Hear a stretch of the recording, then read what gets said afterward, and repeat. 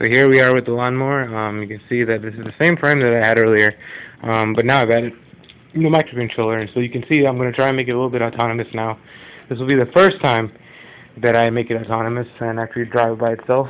Obviously, I'm not going to have anything precise as far as turning, but I can get it to go forward, backward, turn as I demand. So I'm going to make it go forward, and backward, then left turn, and then a right turn. So here we go.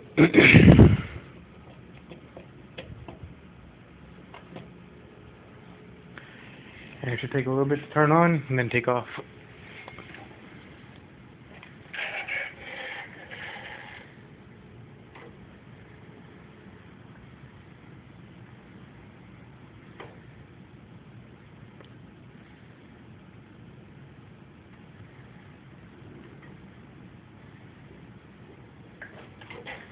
Now it'll take a turn.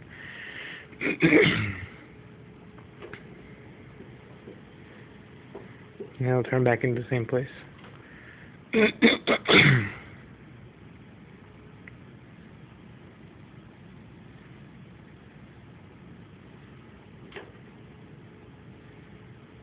And that is the end. Thank you.